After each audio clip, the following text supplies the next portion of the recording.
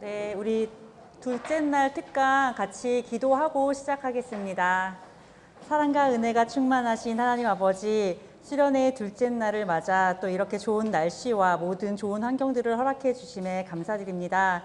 저희들 하나님 아버지 수련회 오기 그 하루 전까지만 하더라도 정말 좋지 않고 궂은 날씨에 많은 걱정을 하였습니다.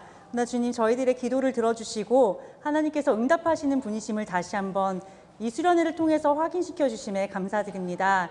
저희들 하나님, 이 시간 이 귀한 말씀을 통하여서 또한 깨달음을 얻을 때에 주님, 그것이 저희들의 머릿속에만 있는 깨달음이 아니라 주님을 삶 속에서 이렇게 만나는 그런 귀한 깨달음이 될 수 있도록 도와주시고, 이 깨달음이 저희들 안에 계속 쌓여갈 때에 주님을 진심으로 사랑하고 인정하며 저희 삶 속에서 온전히 주님을 주인으로 맞이할 수 있는 그런 저희들이 될 수 있도록 축복하여 주시옵소서.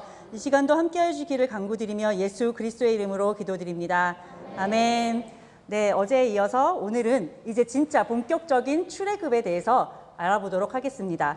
홍해의 기적과 진짜 시내산의 위치라고 제목을 잡아봤는데요. 그 이유는 출애굽이 이제 이집트에서 떠나서 여러 가지 이제 약속의 땅인 가나안에 들어가는 과정을 생각해 보시면 10하루길이에요, 걸어서. 그런데 그 길을 40년 동안 돌아다닌 그 흔적들을 지켜보면은 많은 곳들을 돌아다녔는데 그걸 하나하나 저희가 다 살펴보는 것은 사실 어렵습니다. 그래서 오늘은 엑기스로 가장 중요한 홍해와 시내산에 대해서 좀 정확하게 또 살펴보도록 하겠습니다. 먼저 오늘 함께 나눌 말씀입니다. 이사야서 46장 9절 말씀입니다. 함께 읽고 시작하겠습니다. 너희는 옛적 일을 기억하라. 나는 하나님이라. 나 외에 다른 이가 없느니라. 나는 하나님이라. 나 같은 이가 없느니라. 아멘. 어제 마지막 말미에 저희가 이런 내용들을 살펴보았습니다. 출애굽이 역사적 사실이라는 고고학적 증거가 없다라고 결론을 내린 학자들과는 달리, 그들의 생각과 그들의 말과는 달리 사실 역사적인 고고학적 증거는 차고 넘치는 것들을 우리가 살펴보았습니다. 그래서 우리는 비유와 교훈에 그치는 그런 종이에 적혀있는 그런 말씀이 아니라, 죽은 말씀이 아니라 우리의 삶 속에서 역사하시는 역사적 사실로서의 성경 기록을 봐야 한다라는 것을 함께 나눠보았습니다. 그렇다면은 우리는 각자 자신에게 자문해 보길 원합니다. 나는 과연 이 출애굽을 어떻게 보고 있는가? 학자들은, 또 이것을 반박하는 성경학자들은 이렇게 주장을 해서 자신들의 논리를 확고하게 만들어 놓았습니다. 어제 우리가 영화를 보았죠. 그 전도자가 막 전도를 하는데 거기에 딱 안티를 걸잖아요. 아, 그거 뭐 맞아? 정말 살아있는 하나님이라면 이게 맞아? 라고 했을 때 우리는 어떤 하나님을, 어떤 예수님을 증거할 수 있을까요? 그러면 우리는 출애굽을, 성경을, 하나님을, 말씀을 어떻게 받아들이고 있는지 한번 먼저 생각을 해보시기 바랍니다. 이 설교가 끝날 때까지, 이 특강이 끝날 때까지, 아니면 집에 돌아가셔서 삶 속에서도 이 생각을 계속 떠올려 보시기를 바랍니다. 오늘의 그 순서는 이렇습니다. 성경에 기록된 출애굽 경로를 살펴보고 그 출애굽 경로에 대한 전통적인 입장이 무엇이었는지, 그리고 기적이 일어났던 곳 홍해가 어디를 가리키고 있는가, 그리고 첫 번째 이 출애굽의 첫 번째 목적지였던 시내산은 어디인가. 순서만, 흐름만 봐도 아시겠지만 우리가 그동안 알고 있던 게 좀 아닌가 보다라는 것을 눈치를 채셨을 거예요. 그러나 그럼에도 불구하고 여전히 남는 문제들은 무엇인가에 대해서 함께 살펴보도록 하겠습니다. 출애굽기에도 이 여정이 조금 나오고 신명기에도 나오지만 민수기 33장에 전체적으로 그 출애굽 이집트에서 나와서 가나안 땅에 들어가기 직전까지의 여정을 아주 잘 정리해 놓은 것이 바로 민수기 33장입니다. 자, 그 노정이 이래요. 되게 많죠, 곳곳에. 40년 동안 돌았기 때문에 그렇습니다.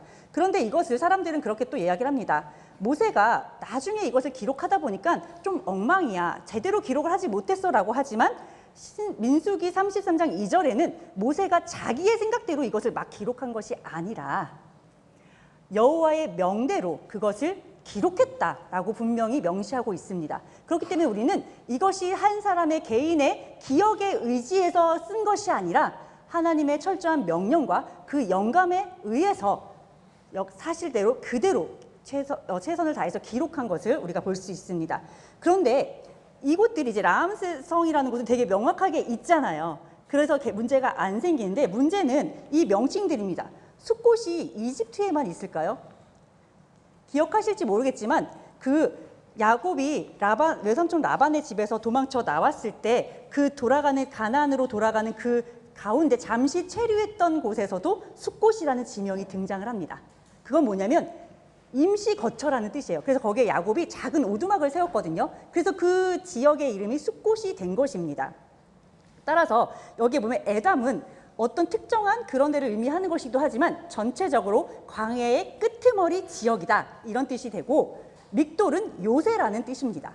그리고 하이롯 앞 바다에 있었다고 했는데 그것은 협곡의 입구라는 의미예요. 그리고 홍해도 갈대바다 혹은 그냥 바다 이렇게 표현이 되고 있습니다. 그래서 문제가 뭐냐면 출애굽에 등장하는 이 많은 지명의 이름이 결국은 어떤 지리적인 지명으로 서울이면 서울, 대전이면 대전 이런 게 아니라 이들의 출애굽 여정 가운데 있는 지역의 어떤 특정적인 모습들에 해당하는 지명으로 보는 것이 타당합니다.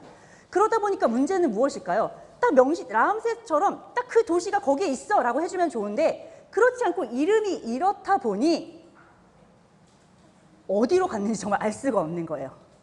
그러니까 우리가 만약에 말리포 해수욕장, 말리포 여기 수련원에 모였어 이랬는데 이게 너무 좋아서 우리가 여기를 만약에 우리의 믿음이 뭐 터져나온 우리가 뭐 이런 변화된 지점에서 우리를 여기를 전환점이라고 부를 거야 라고 어느 곳에 기록을 해놨다고 생각을 해보세요.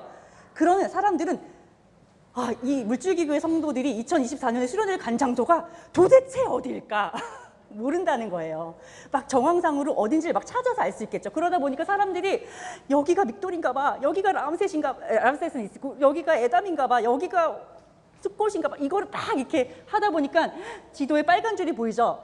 출애굽 경로는 그래서 우리는 성경책의 뒤에 예전에 막 출애굽 경로에서 시내산 위치 이런 그림들을 보며 자랐지만 실상은 이렇습니다.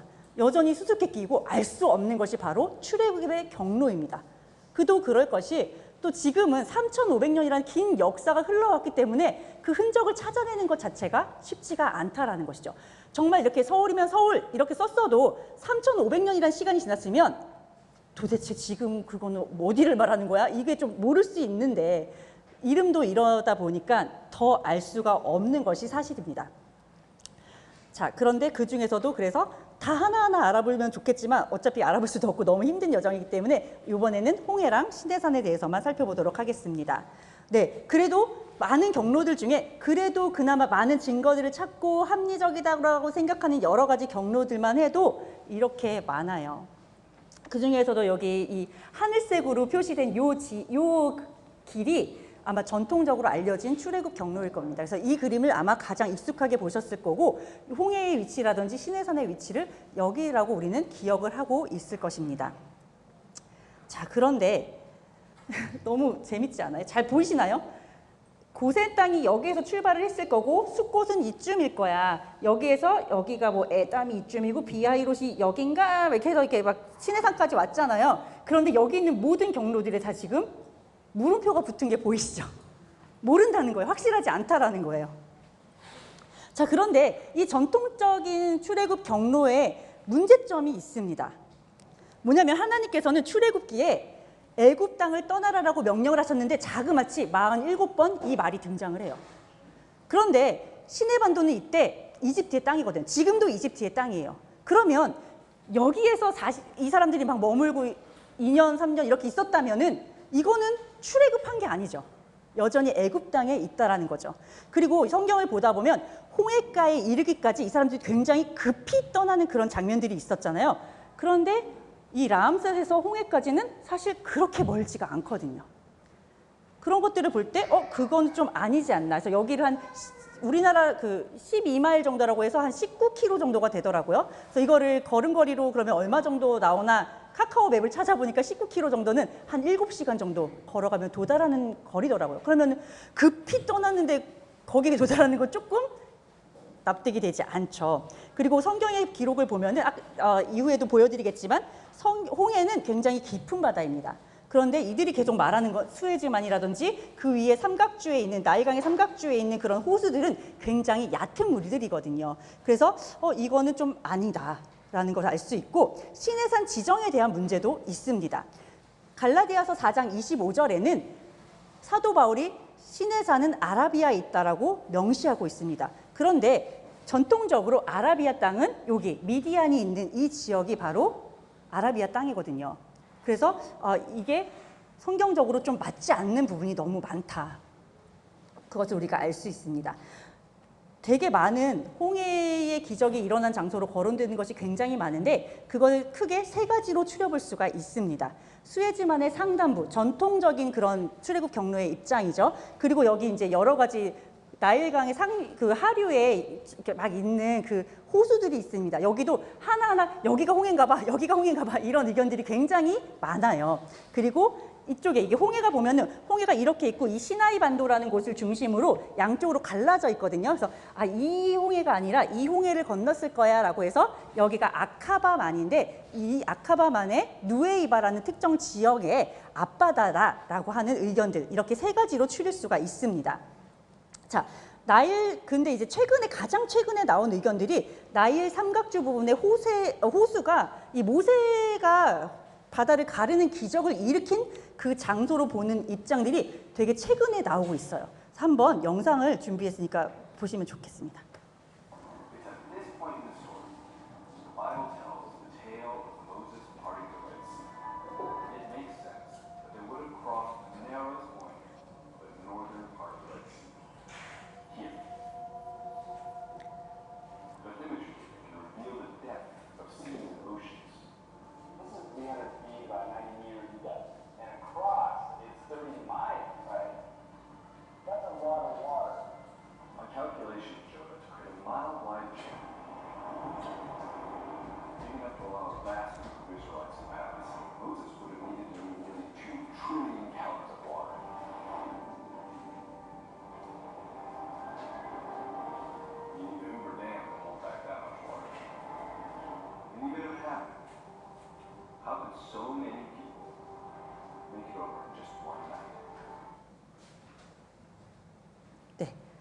여기에 보면은 이 나일 삼각주 부분의 호수를 모세의 기적이 일어난 장소로 보는 입장이 왜 이 사람들이 이렇게 주장을 하는지를 봤더니 수에즈만의 가장 최단 거리가 50km 정도 되는데 그 정도의 물을 모두 옮기려면 너무나도 많은 양이 필요하다. 그렇기 때문에 이게 사실상 불가능하다. 사실 이것도 웃기죠. 왜 자기들 멋대로 이 양이 너무 많아서 불가능하다고 말하는 건지 저희는 솔직히 납득되진 않지만 어쨌든 그런 입장입니다. 그리고 그래 어떻게 하나님의 능력이 뛰어나서 이 수에즈만의 물을 갈라졌다 치자. 그런데 최단 거리가 50km야. 근데 성경에는 하룻밤에 여기를 건넜다고 했잖아. 그러면 그 많은 인원이 가축과 아이들을 데리고 하룻밤에 50km를 걷는 것은 현실적으로 불가능하다라는 그런 입장입니다. 그리고 이 사람들이 좀 주목을 했던 것이 뭐냐면 홍해의 히브리 원문이 얌숲이라고 하는데 이게 번역을 해보면 레드시가 아니라 리드시라고 갈대 바다를 뜻한다라는 거죠. 그래서 갈대 바다? 갈대가 무성하다고? 근데 홍해는 갈대가 자라지 않아요. 그러니까 이거 아니구나. 그러면 갈대가 자라는 곳은 이 위에 나일강의 그 삼각주 지역에 있는 호수들에는 갈대가 무성하거든요. 그럼 여긴가 보다. 이스라엘은 갈릴리도 사실은 호수잖아요. 근데 그거를 바다라고 하잖아요. 그러니까 이 사람들이 볼 때는 이스라엘 입장에서는 그 앞에 이렇게 드넓은 호수가 펼쳐져 있을 때 그걸 바다라고 인식했을 거야. 그래서 이 얌숲은 사실은 수에즈만의 그 홍해가 아니라 우리가 알고 있는 홍해가 아니라 이 호수일 거야 라고 주장을 합니다. 그리고 그거에 대해서 이제 근거를 실어줬던 부분이 뭐냐면 이런 호수들 중에서 만젤라 호수라는 곳이 있는데 그곳에서 실제로 강풍이 불어서 물이 사라지고 마른 땅이 드러나는 현상이 일어났다는 거예요. 그거를 이제 전문 용어로 윈드 셋 다운 현상이라고 하더라고요. 이런 것들이 이렇게 호수 같은 곳에서는 종종 일어나는 일이라고 합니다. 한번 영상을 또 보겠습니다.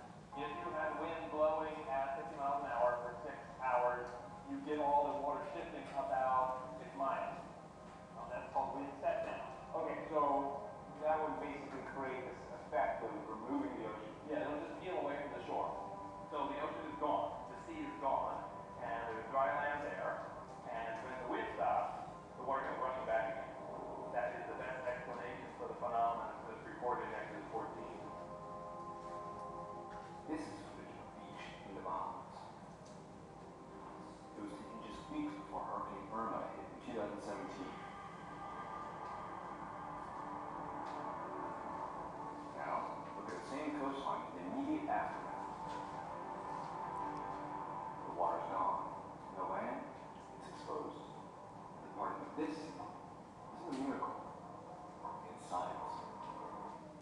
근데 사실 제가 이 영상을 처음 봤을 때 저는 이 윈드셋 다운 현상이라는 게 있다고 했을 때 우와, 그럼 정말 하나님이 그런 자연 현상을 실제로 일어나는 그런 것들을 이용하셔서 이런 기적을 베푸셨구나라고 생각을 했거든요. 그런데 이 사람들의 결론은 뭐냐면 이거 봐, 이거는 기적이 아니야. 그냥 자연 현상이잖아 라고 결론을 내는 걸 보고 정말 많이 놀랐어요.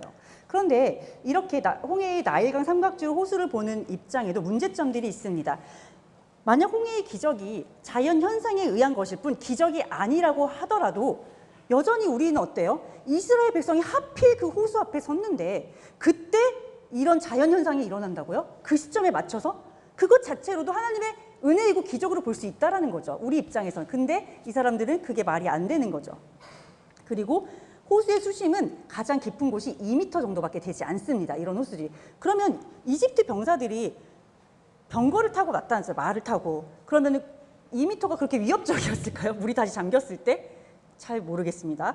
그리고 이집트의 내부에 있는 이 호수들에 대해서 이집트의 군인들이 그 지리를 뻔히 알고 있지 않을까요? 그렇게 속수무책으로 당하고 있지 않았을 것 같습니다. 그래서 여기는 조금 아니지 않나. 그리고 우리가 이제 그러면 히브리어로 기록된 이 얌숲은 도대체 어떤 것이냐라고 봤을 때 이게 사실은 번역이 되는 과정에서 문제가 있었던 것은 사실이에요. 얌숲을 레드시라고 번역했던 것은 적절한 번역은 아니었습니다. 왜냐하면 이게 헬라어 번역본인 70인역으로 번역된 게 기원전 250년경이거든요. 이때 70명의 학자들이 모여서 이 성경을 히브리어에서 헬라어로 바꾸는 작업을 하는데 그러면서 이 얌숲을 레드시 홍해라고 번역을 했다라는 거예요. 물론 이제 그들은 헬라어로 번역을 했으니까 또 다른 이름이겠죠. 근데 영어를 번역할 때 홍해, 레드시라고 번역을 한 거예요. 그런데 여기 되게 재밌는 지도가 있어요. 이거는 1711년에 그 당시의 지형을 나타낸 지도거든요. 여기 보면 이게 사해예요, 사해. 그리고 이게 지금 홍해거든요. 이제 생각하는데 근데 여기 바로 이집트가 있죠. 그러니까 이 사람들은 아카바만에 대한 이 생각의 지리적인 이해가 전혀 없는 거예요. 그래서 홍해를 생각할 때 이 사람들은 이 수에즈만밖에 머릿속에 없는 겁니다. 그럼 이게 1711년에 그런 지도라면 70인들이 이렇게 번역한 그 시기에도 더하면 더했지 덜하진 않았을 것이다. 그래서 이 지리에 대한 이해가 굉장히 부족한 시기였다. 그리고 이것이 19세기 초에 홍해에 대한 정확한 지도가 완성될 때까지도 이 오해는 계속되고 있다는 것입니다. 그러면 성경에 이제 히브리어로 얌숲이라고 기록됐던 그런 바다의 특징이 무엇인지를 우리는 성경을 통해서 찾아보려고 해요. 성경에는 약 24개의 구절에 이 얌숲이라는 단어를 사용하고 있다고 합니다. 그런데 그 중에서도 몇 개만 이렇게 뽑아서 왔는데요. 일단 출애굽기 15장 8절에 보면은 큰 물이 언덕같이 파도가 쌓이면서 일어났다고 해요. 큰 물입니다. 그리고 느헤미야 9장에도 보면은 큰 물에 던진같이 깊은 물에 던지시고 이사야서 51장 10절에도 넓고 깊은 물을 말리시고 바다 깊은 곳에 길을 내어. 자, 홍해의 특징이 어떻습니까? 크고 강하고 깊고 넓은 물이다. 이 호수가 절대 될 수가 없습니다. 자, 그리고 이 성경 보면은 이 물이 쌓이는 것도 이 윈드셋 다운 현상은 어때요? 물을 그냥 쓸어버리는 거잖아요. 물이 없이. 근데 이 모세가 일으킨 홍해의 기적은 어떤 방식으로 일어났냐 봤더니 물이 그들의 좌우에 벽이 되었다라고 합니다. 물을 무더기같이 서게 하셨다고 해요. 그러니까 물벽이 거대하게 서 있는 그런 장면이 실제로 연출되었다는 것을 우리는 성경의 기록을 통해서 알 수가 있는 것입니다. 그러니까 이거는 우리가 상상할 수도 없는 하나님께서 그 두려운 손을 드셔서 역사하신 거예요. 초자연적인 역사인데 사람들은 자꾸만 과학적인 잣대로 이것을 파악하고 싶어하고 알아내고 내가 알고 있는 그 지식의 범주 안에서 자꾸만 이것을 해석하고 싶어하는 게 문제가 아닐까 생각을 해보았습니다.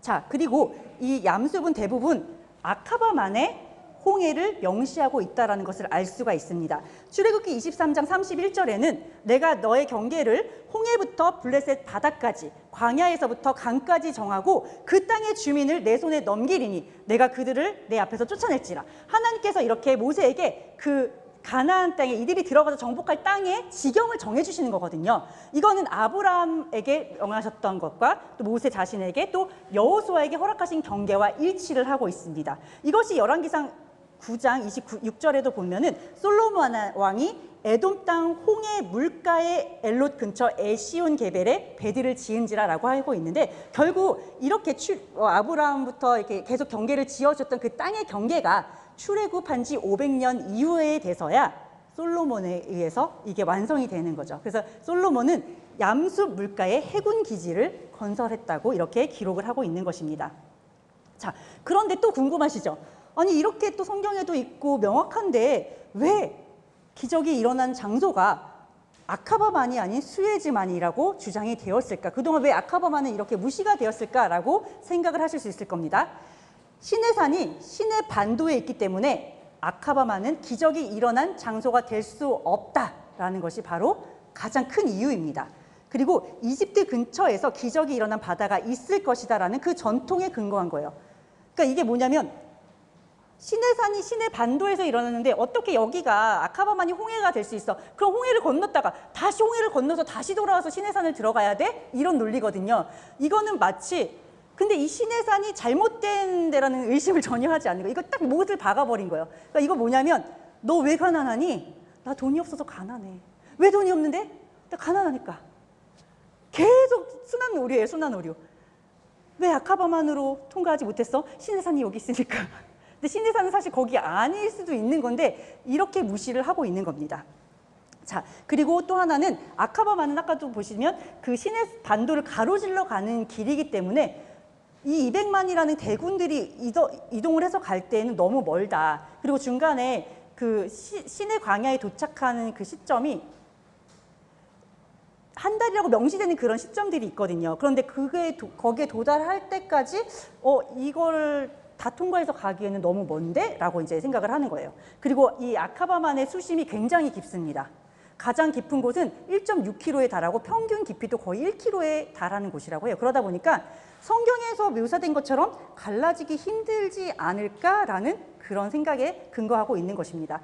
그러니까 이들의 주장은 성경의 기록에 근거하지 않은 사실은 선입견에 불과한 것입니다. 자, 아까 살펴보셨듯이 성경적인 설명은 얌숲이 아카바만을 가리키고 있다는 것을 확인을 하였습니다. 그러면 이제는 우리가 아카바만의 이 지리적 특징을 한번 살펴보려고 하는데요. 여기가 지금 아카바만이에요. 그런데 여기를 보시면, 자, 우리 지리 시간에 배우셨으면 이제 아실 거예요. 이렇게 색깔이 어두우면 어떤 의미죠? 높습니다. 그렇죠? 높은 거예요. 그러니까 그게 그 땅의 지형이 높은 지형이 그대로 바닷속으로 이어지기 때문에 이 지형, 이 아카바만의 이 해변은 거의 낭떠러지들이고 되게 가파르게 진행이 됩니다. 그런데 여기에서 딱 저 한 지역, 누에이바라는 곳은 굉장히 특이하게도 이 토사물들이 쏟아져 내려서 부채꼴 모양으로 형성을 하고 있어요, 땅이. 이거를 전문 용어로 선상지라고 예전에 지구과학 시간에 배웠던 기억이 나는데요. 그런 공간이 이렇게 딱 여기만 있는 거예요. 근데 이 크기가 여의도의 한 6배 정도 크기라고 하니까 200만 명, 이스라엘 백성이 200만 명에서 300만 명의 규모가 여기에서 진을 치고 머물 수 있는 충분한 공간이 있었다라는 것입니다. 그리고 이 거리도 이렇게 보시면 여기에서 여기까지의 거리가 15.5km 정도예요. 그래서 하룻밤 사이에 이동을 하기에 충분한 거리였고, 여기가 바닷길을 해저 지형을 보시면 아시겠지만 이 부분이, 이 얕은 부분이 되게 넓습니다. 이게 2km 정도 된다고 해요. 아까 보신 영상에서 그 사람이 말하는 거 들으셨죠? 그 200만이라는 많은 사람들이 건너려면 최소 폭이 1.6km는 돼야 된다고요. 너무 기가 막히지 않습니까? 저는 이런 것들을 볼 때마다 그 사람들은 계속, 그러니까 이건 하나님의 역사가 아니야 라고 주장하는 그 근거들이 너무 하나님의 역사와 일치하고 있는 장면들을 보게 되는 겁니다. 그렇게 되어 있고, 여기만 아까도 계속 말씀드린 것처럼 완만해요, 되게. 그래서 여기는 기울기가 한 6도 정도여서 사람들이 이렇게 걸어가고 지나가기에 굉장히 알맞은 장소라고 합니다. 그리고 굉장히 완만한 데다가 절벽이라든지 거대한 암초가 없는 유일한 부분이 바로 이 부분이라고 합니다. 시편 106편 9절에는 홍해를 꾸짖으시니 곧 마르니 그들을 인도하여 바다 깊은 곳에 건너가기를 마치 광야를 지나감 같게 하사라고 기록하고 있습니다. 이 땅이 정말 광야를 지나가는 것 같이 안전하고 평탄하게 가는 길을 하나님께서 준비하고 그들을 이 길로 인도하셨다는 것입니다. 자, 다시 또 지리적 특징을 보면 200명의 많은 사람들이 군집할 수 있는 유일한 해변이다. 그리고 성경의 비하이롯에 의미하는 것은 아까 구멍의 이 펴곡의 구멍, 그 입구라고 했잖아요. 근데 여기 보면은 여기가 비하이롯이거든요. 그러니까 막 높은 산들이 이렇게 있는 가운데서 이게 딱 퍼져 나와서 네, 그렇게 입구, 구멍의 입처럼 보이는 그런 지형을 형성하고 있다라는 것입니다. 자, 그리고 누웨이바 해변과 그 건너편의 아라비아의 해변에 보면은 이렇게 똑같은 크기와 모양의 돌기둥이 세워져 있었대요. 그런데 지금은 누웨이바 해변권만 남아있고 여기 사우디에 세워졌던 해변에 있던 거는 사우디 정부가 없앴어요, 얘를. 그래서 홍해 앞바다에 버렸대요. 그래서 여기 깃발만 그 흔적을 남기고 있는데 이거는 이제 솔로몬의 기둥이라고 불렸대요, 예전부터. 그래서 솔로몬이 자신들의 그 조상이 홍해를 건넜던 것을 기념하여 세워졌다는 그런 돌기둥으로 보여지는데요. 지금은 그 위에 아무런 이제 뭐 풍화작용 때문인지 아니면 일부러 훼손한 것인지 모르겠는데 기록을 찾아볼 수 없는데 예전에 이제 그 기록들을 찾아보면 이 위에 뭐 여러 가지 솔로몬이라든지 애굽이라든지 이런 그 글귀들이 새겨져 있었기 때문에 아, 이게 정말 양쪽에 이렇게 똑같이 그 위치에 마치 좌표를 찍어주듯이 이 기둥이 있었다는 거는 아, 이것도 뭔가 특별한 그런 신호구나라는 것을 살펴볼 수 있습니다. 그리고 성경에 보면은 이집트 군사들이 홍해에 같이 쫓아 들어갔다 모두 다 수장되는 역사가 일어나잖아요. 그러면 아무리 시간이 지났어도 홍해가 바닷속 깊은 곳에서는 자네들이 어느 식으로든 남아있지 않을까라고 생각해서 봤는데요. 이거는 이제 실제로 그 다이버들이 들어가서 이렇게 봤는데 이 땅이 아까 왜 윈드셋 다운 현상이 일어나서 물이 걷혔을 때는 어땠어요? 물이 완전히 마른 땅이 아니기 때문에 되게 이렇게 발이 푹푹 묻히고 이렇게 그래서 이렇게 물이 걷혔다 하더라도 이 땅을 사람들이 힘들어서 어떻게 건넜을까라는 의문이 드는데 이 땅을 이 다이버들이 들어가서 이렇게 땅을 이렇게 치는 장면들을 봤거든요. 단단해요, 땅이. 그래서 완전히 모래로 이렇게 굳어진 땅이구나라고 이제 얘기들을 하더라고요. 그런데 재밌는 게 그런 땅에서는 원래 산호가 자라지 않는데요. 그 모래에서는 자연스러운 그 모래만 있으면 산호가 자라지 않는데 여기에서 지금 산호들이 자라 있어요. 근데 그거는 결국은 숙주라고 하죠. 뭔가 이 산호들이 뿌리를 내리고 자랄 수 있는 뭔가가 있어야지 자랄 수 있다는 거예요. 그런데 그 형상을 보니까 이렇게 뭔가 그 수레의 바퀴 같은 그런 모습들을 하고 있는 것들이 있었고 금속 탐지기를 이걸 다 하나하나 이 사람들이 이런 것들이 있을 때마다 가서 보는 거예요. 근데 그 모양들이 이렇게 특이한 모양들이다. 그리고 이렇게 수레바퀴, 바퀴살이 4개인 그림이 있는데 실제로 이집트의 벽화에 보면 이런 바퀴 형상들이 나와 있는 모습들을 확인할 수가 있습니다.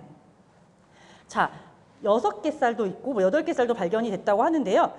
이것들을 볼 때 이집트의 그 18대 왕조 동안 즉 기원전 1400년 이전에만 사용되는 그런 바퀴의 형태라고들 합니다. 그래서 이렇게 발견되는 흔적조차도 누웨이바의 바닷길에서 정말 역사가 일어나지 않았을까라는 것들을 살펴볼 수 있습니다. 그리고 이런 뼈들도 발견이 되어 있어요. 이 오른쪽에 있는 뼈는 그 산호초가 약간 덮여있는 그런 뼈의 모습입니다. 그리고 이 지도는 보시면 알겠지만 아랍어가 써 있잖아요. 아랍에서 만들어진 옛날 지도예요. 그런데 여기에 누웨이바라는 이 정식 명칭을 보니까 누웨이바 알 무자이냐라고 이렇게 기록이 되어 있는데 그게 바로 이런 뜻이라고 합니다. 아랍어로 모세가 바다를 열다라는 뜻이라고 해요. 그 지명 자체가. 자, 그러면 아카바만이 기적이 일어나는 홍해라면 출애굽 경로는 과연 어떻게 진행이 되었을까 살펴보면 고대 이 출애굽 시기에 이 시나이 반도를 가로질러서 이집트에서 가나안으로 가는 이 여정으로 볼 수 있는 길은 총 3개예요. 그러니까 지금으로 따지면 고속도로 같은 그런 닦여진 길이라고 합니다. 그래서 이 길, 제일 위에 있는 이 길, 이게 최단 거리죠. 그리고 중간에 사막을 통과하는 길, 그리고 험하긴 하지만 산지를 통과해서 이렇게 오는 길인데요. 산지를 통과했지만 길이 닦여져 있었기 때문에 굉장히 험한 길은 아니었다고 합니다. 자, 그런데 성경에도 기록된 대로 가장 가까운 경로인 지중 해변길은 전쟁을 두려워하는 이스라엘 백성들이 이집트로 되돌아갈까 봐 하나님이 그 길을 허락하지 않으셨다고 기록되어 있잖아요. 그런데 이 지역의 실제로 고고학적 증거들을 보면은 군사들의 초소들이 아주 촘촘하게 설치되어 있더라는 거죠. 그러니까 이 지역으로 가면 이집트랑 반드시 전쟁이 일어날 수밖에 없는 그 길이었다는 것을 알 수가 있습니다.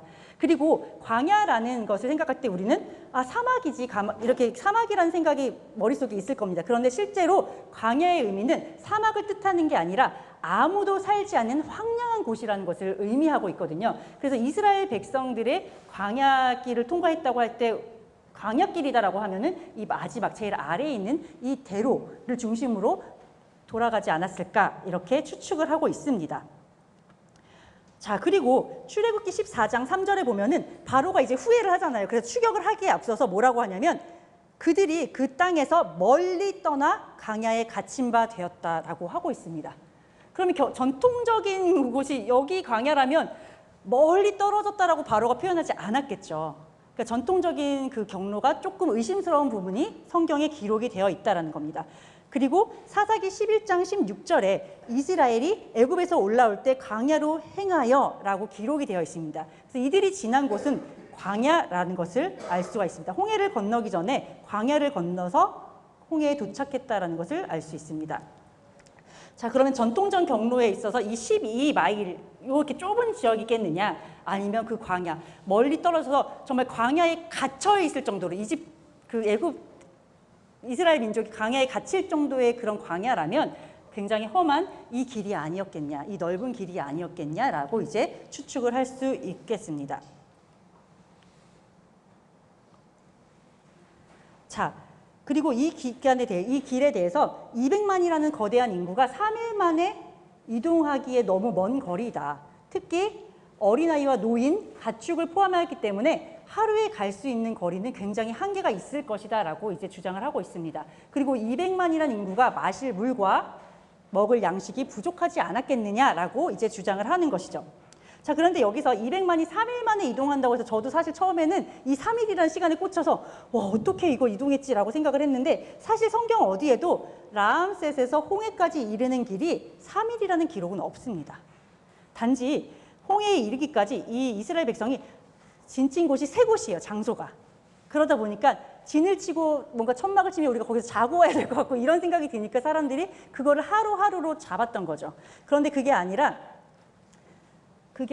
여기서 진을 쳤다는 것은 아니라는 거죠. 그리고 애굽을 떠난 지 한 달 만에 신광야에 이르렀다 했기 때문에 홍해의 기적을 경험하기까지는 약 2주, 3주까지도 시간이 충분히 있었다라는 것을 알 수가 있습니다.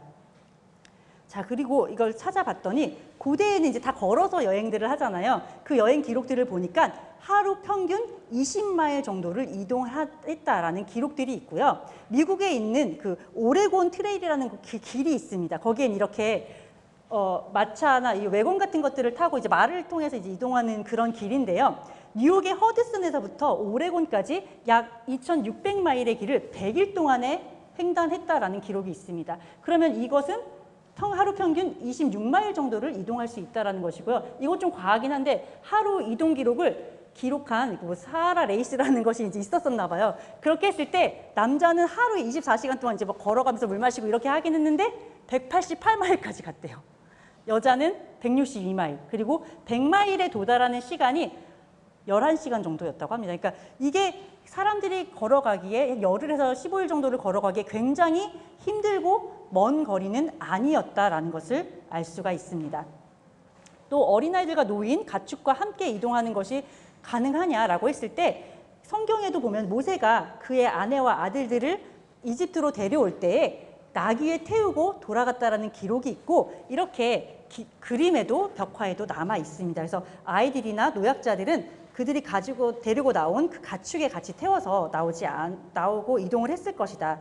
그리고 목축들을 볼 때 이 양들도 왜 양들을 보면 이렇게 꼴이 있고 물이 있는 곳을 찾아서 목자들이 이동을 하잖아요. 그러면 이 양들이 어떻게 그렇게 오랜 기간 동안 물도 없이 걸을 수 있어? 그건 말이 안 되잖아 라고 주장을 하지만 이 성경에 나오는 그 주된 그 양들의 기록을 보면 아와시 페테일드 칩이라고 해가지고 특정 종이 있더라고요. 근데 얘네가 생각보다 우리가 생각하는 그 연약한 양들이 아니라 굉장히 강하고 거리도 빨리 가고 이동도 많이 할 수 있는 그런 양대의 종들이라고 하더라고요. 그래서 가축들을 데리고 이동을 했을 때도 그렇게 불가능한 거리는 아니었다라는 것들을 밝혀내고 있습니다. 그리고 물과 양식이 문제라고 하지만 이건 이제 미국의 어떤 지형인데요. 완전히 사막지대예요. 완전히 마른 곳인데 여기에도 이제 우기가 되거나 비가 굉장히 많이 강수량이 내리면 여기에도 이런 큰 호수가 생기거나 이렇게 목초들이 자란다. 그래서 하나님이 인도하시면서 이 길들을 걸을 때 물이라든지 먹을 것들이 부족해서 거기를 못 갔을 것이다라는 것은 좀 말이 되지 않는다라는 것을 알 수가 있습니다. 자, 하나님께서 흡족한 비를 보내시고 그 기업이 곰핍할 때에 그것들을 견고하게 하셨다라는 시편 기자의 이 찬양처럼 하나님께서는 그 자녀들의 필요에 따라서 이렇게 역사해 주시는 분임을 우리는 먼저 기억을 해야 될 것 같습니다. 자, 그리고 전지전능하신 하나님의 초자연적인 섭리와 역사로 우리는 이것을 봐야 된다는 거예요. 출애굽기에 보면은 구름 기둥과 불 기둥, 우리 구름 기둥, 불 기둥 본 사람 있습니까? 사실 아무도 없죠. 그런데 그것들로 인도를 해주신 분이 바로 하나님이라는 거예요. 왜 다른 것도 아니고 굳이 불기둥과 구름 기둥이었을까요? 그 지역에 오늘 나가서 노르면 알겠지만 햇빛이 요만큼만 비춰도 너무 힘든데 타 들어갈 듯한 그 햇빛으로부터 이 구름 기둥으로 지켜주시는 거죠. 밤에는 또 기온이 떨어져서 너무 추운 그곳에 불기둥으로 인도해 주시는 거예요. 그러니까 하나님께서 이렇게 모든 것들을 앞서서 인도하시고 계신데 이게 우리의 잣대로 자꾸만 이것을 보면 안 된다라는 겁니다. 그래서 홍해가 아카바 만쪽에서 일어났을 가능성이 굉장히 높다라는 것들, 성경적으로 굉장히 맞는 지형이다라는 것들을 다시 한번 말씀드리고 이제 시내산으로 넘어가도록 하겠습니다. 시내산은 그 출애굽의 우리는 목적지가 가나안 땅이라고 알고 있잖아요. 사실 맞습니다. 최종 목적지는 가나안 땅이지만 첫 번째 목적지는 시내산이었습니다.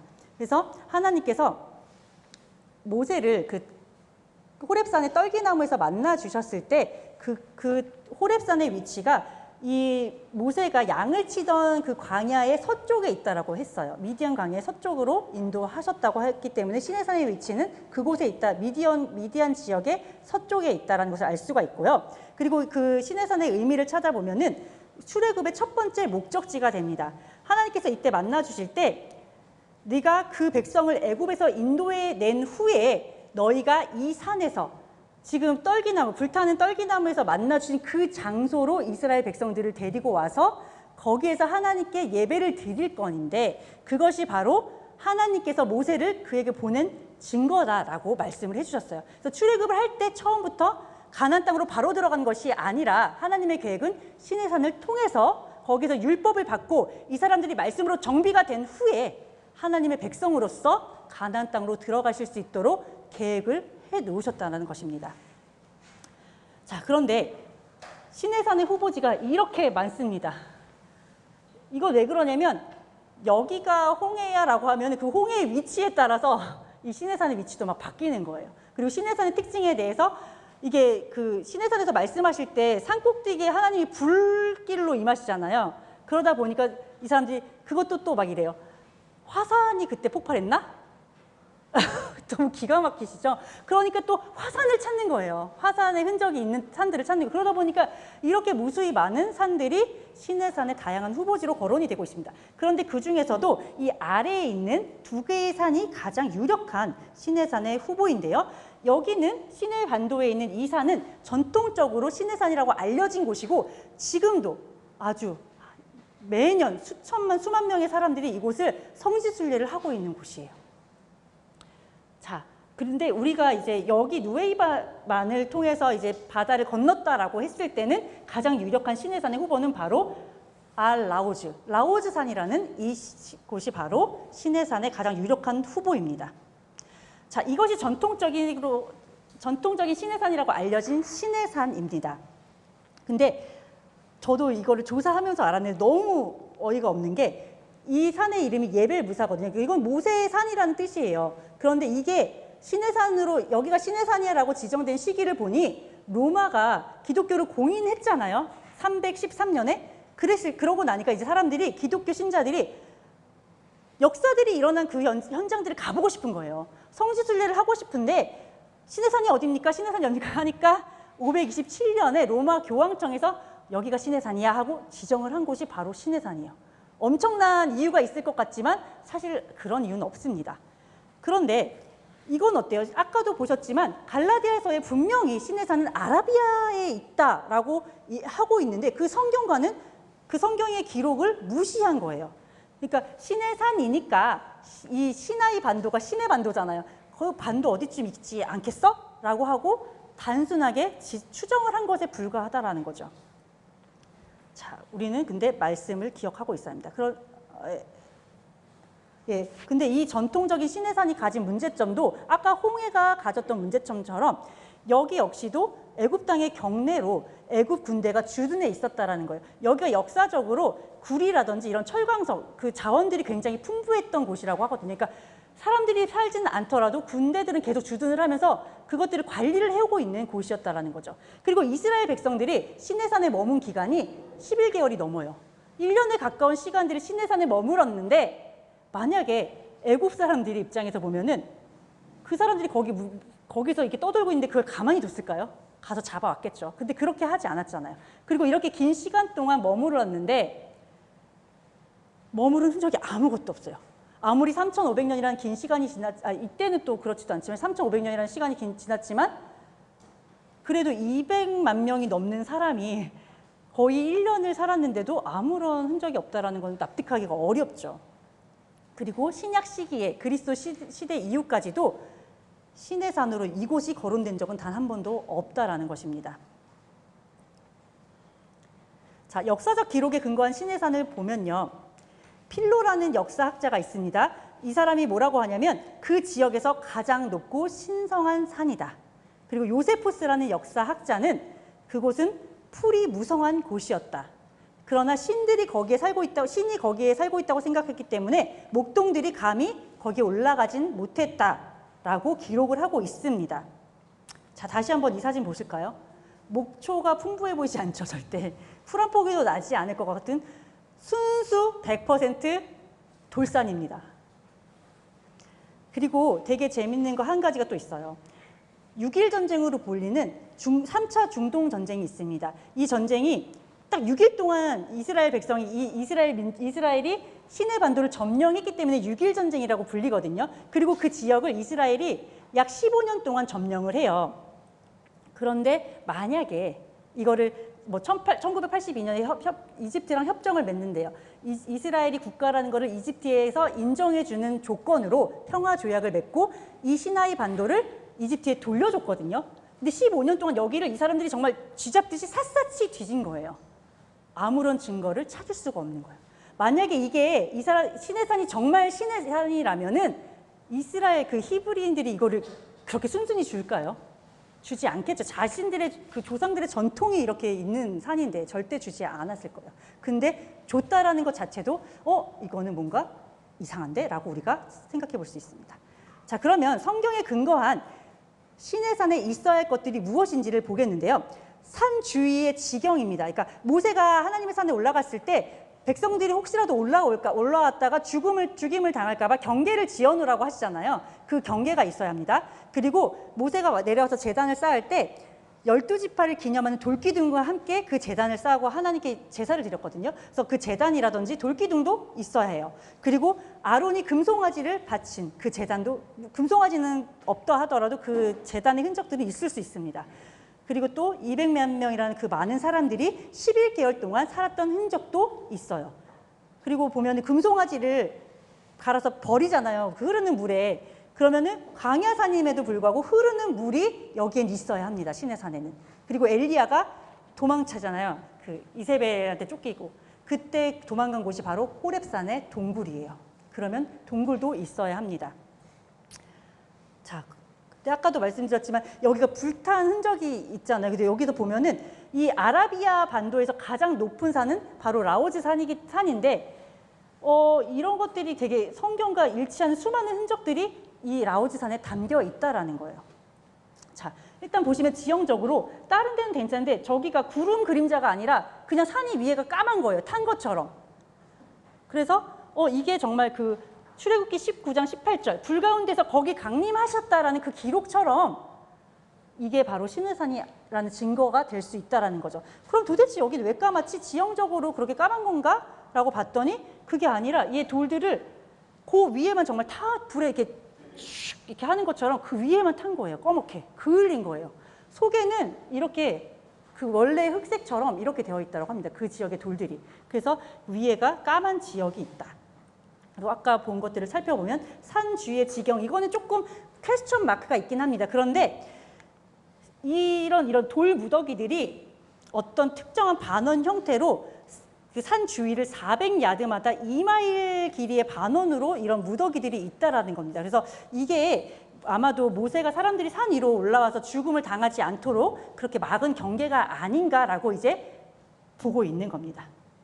그리고 12지파를 상징하는 이런 돌기둥의 흔적들이 남아 있었다라는 거예요. 그리고 이 돌기둥 바로 옆에 모세가 제사를 드린 제단으로 칭되는 이런 단들이 이렇게 있는 거죠.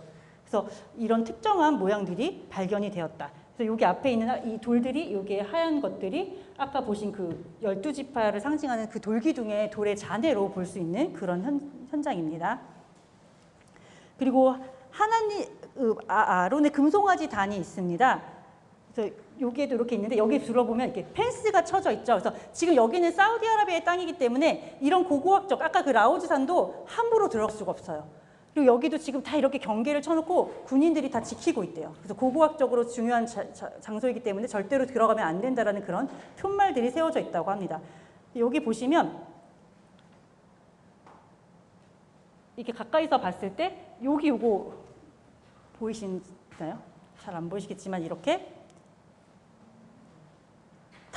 금송아지는 지금 없지만 남아있지 않잖아요. 성경에서도 그걸 다 부숴서 버려버리잖아요. 남아있지 않지만 주변으로 이렇게 금송아지가 있는데요. 이 모양이 되게 특이한 게 뭐냐면 이게 아피스라고 해서 이집트의 그 벽화에서 되게 많이 그려지는 소의 형상, 그들이 이제 이 우상으로 섬겼던 신의 형상입니다. 그런데 이 출애굽했던 사람들이 애굽의 문화에 젖어 있던 사람들이잖아요. 그러니까 이집트의 신을 그대로 가져와서 하나님이라고 하는 그런 증거들이 있다라는 거죠. 이런 소의 그림들이 암각화가 곳곳에 이 주변에 새겨져 있다라는 거예요. 그래서 아라비아 땅에 굳이? 그러니까 여기가 바로 그 금송아지, 아론의 금송아지를 세웠던 그 제단이 아닌가라고 이제 많은 사람들이 이제 의심을 하고 있는 거죠. 그리고 하나님이 지나가신 바위 틈이 있습니다. 근데 이 산꼭대기에 이렇게 보면은 여기 이렇게 틈이 이렇게 갈라진 이런 바위들이 존재를 합니다. 거대한 바위가. 그래서 이 틈에 모세를 숨겨 놓으시고 하나님이 지나가셨잖아요. 그래서 그런 것들도 뭔가 이게 꼭 그거다라고 할 수는 없지만 이게 되게 딱딱딱딱 맞아 떨어지는 그런 정황들이 다 이 안에서 발견되고 있습니다. 그리고 200만 명이 11개월 동안 살았던 흔적을 보면 일단 여기는 아까 그 예벨무사는 산지들만 있지 이런 평지가 별로 없어요. 그 주변에. 그런데 여기는 산 주변에 이렇게 되게 평평한 땅들이 있어서 충분히 200만 이상의 사람들이 진을 치고 있는 장소로 충분한 땅이 되어 있다라는 겁니다. 그리고 이렇게 돌무더기들이 있어서 뭔가 진을 칠 때 천막을 칠 때 이렇게 천막을 치는 그런 흔적들이라든지 이런 손 모양의 그 손바닥 크기의 그런 맷돌들 같은 것들이 되게 많이 여기에서 이 지역에서 발견이 되고 있습니다. 그리고 금송아지를 빻아가지고 물에 흘려보냈잖아요. 그러면 흐르는 물이 있어야 하는데 여기에 이렇게 이 산에는 시내가 있어요. 그리고 엘리야의 동굴로 추정되는 곳도 이렇게 있습니다. 그래서 가까이 가서 보면 이렇게 사람이 한 여기에 2명 정도가 이렇게 앉아 있을 수 있는 그 정도의 크기예요. 그래서 그 동굴 안에서 바라보는 밖의 풍경은 이런 모습이기도 합니다. 그래서 성경에 있어야 하는 시내산의 어떤 그런 증거들이나 특징들이 이 라오즈 산에는 다 있었다라는 것들을 제가 볼 수 있었습니다. 확인할 수 있었습니다. 그리고 또 하나는 이 외에도 이 라오즈 산을 시내산으로 추정하고 있는 여러 가지 이유들이 있는데요. 일단 모세가 자기가 머물렀던 그 땅으로 백성들을 인도해 내잖아요. 그랬을 때 이 사람이 낯을 피해서 갔던 곳이 미디안 땅에 머물러 있었다라고 하고 있어요. 근데 미디안 땅은 바로 여기가 아니라 여기입니다. 그러니까 어떤 사람들이 그래요.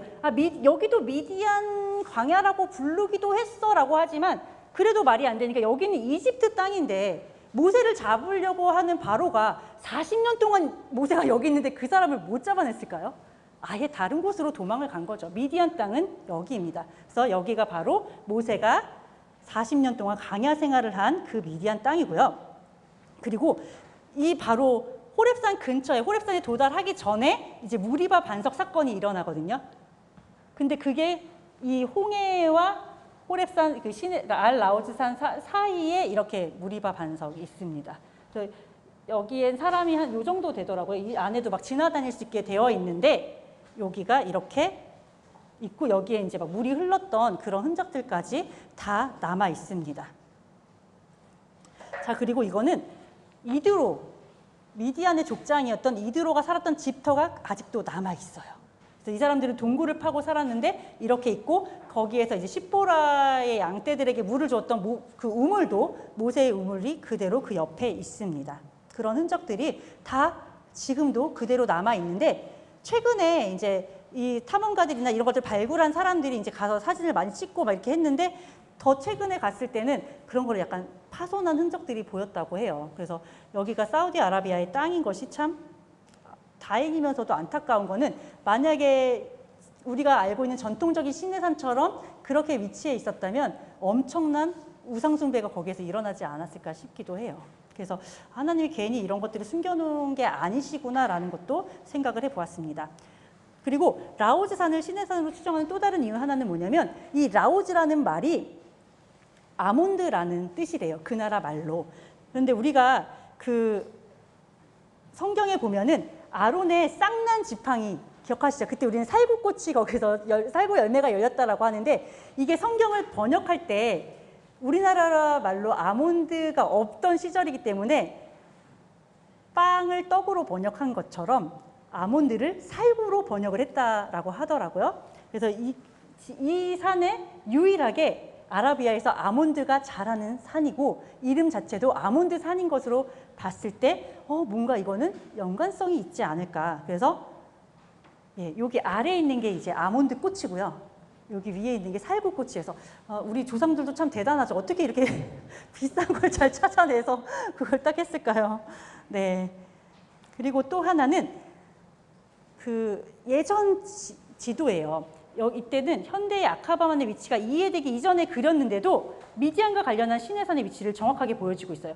여기가 지금 카이로, 이집트 지역이면 여기를 아카바만이라고 표시한 게 아니잖아요. 그런데 바로 여기에 시내산이 있고 이게 사해거든요. 그러면 이 지역에 이렇게 시내산은 존재하고 있다. 그러니까 예루살렘과 그렇게 멀리 떨어진 곳이 아닌 이 정도 위치에 이렇게 일직선상으로 이렇게 위치하고 있는 시내산에 대한 그 이해를 보여주고 있습니다.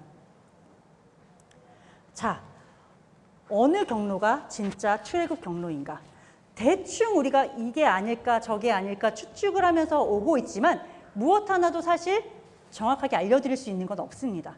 워낙에 3,500년이라는 시간 이전에 일어난 일이기도 하고 지금 뭐 아라비아 땅이어서 우리가 여기를 접근할 수 있는 길이 없어요. 그러니까 고고학적으로 발견할 수 있는 것들에 너무나도 많은 한계가 있습니다. 두 가지 주요한 입장들을 볼 때 이렇게 시내 반도에 시내산과 또 홍해가 있을 것이다. 그리고 이 시내 반도를 통과해서 홍해는 여기에서 건넜을 거고 시내산은 이 알라우즈다라고 하는 입장들이 있습니다. 저는 왜 굳이 1000년이 넘는 시간 동안 여기를 시내산으로 알고 있게 하셨다가 이거는 되게 최근에 이 루트를 발견을 하고 주장을 하는 거거든요, 학자들이. 그럼 왜 2000년이 넘는 이 시간 동안 감추어뒀을까? 이런 것들에 대해서 생각을 해보곤 합니다. 그리고 이렇게 했을 때 정말 증거들을 눈에 보이지 않던 여기가 시내산이라고 했을 때는 전혀 보이지 않는 그 성경의 진리들이 이 땅에서는 다 보이고 있잖아요. 그런 것들을 볼 때 하나님께서 지금까지 숨겨둔 이유도 있지만 이렇게 하나하나 보여주시는 이유도 있다고 생각을 하거든요.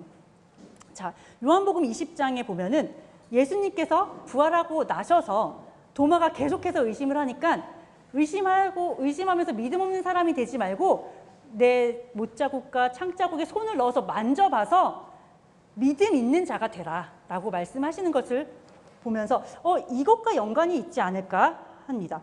자녀에게 믿음의 확신을 주기 위해서 하나님은 야 그냥 믿어, 뭘 따져, 무조건 믿어 이런 것이 아니라 실제 역사 가운데서 일하시는 하나님의 그 역사의 증거와 흔적을 우리들에게 허락하고 계신다는 것이죠. 그런데 여기에서 한 가지 또 의문점을 던지고 싶습니다. 그러면 우리에게 이렇게 하나님께서는 세심하게 역사해주면서 의심하지 말고 믿는 자가 되라고 많은 증거들을 주시고 계시는데 그 우리의 암과 지식이 그러면 우리를 믿음으로 이끌고 있냐라는 것입니다. 이어서 예수님은 말씀하세요. 의심해서 믿음 없는 자가 되지 말고 믿는 자가 되라고 말씀을 해주신 그 이후에 그런데 너는 나를 본고로 믿느냐? 보지 못하고 믿는 자들이 복되다라고 말씀을 해주고 계신다라는 거죠. 결국은 믿음이라는 것이 그냥 믿어져야 믿음이 되는 거고 하나님이 선물로 주어야만 우리는 믿을 수 있다라는 것을 생각해 보게 됩니다.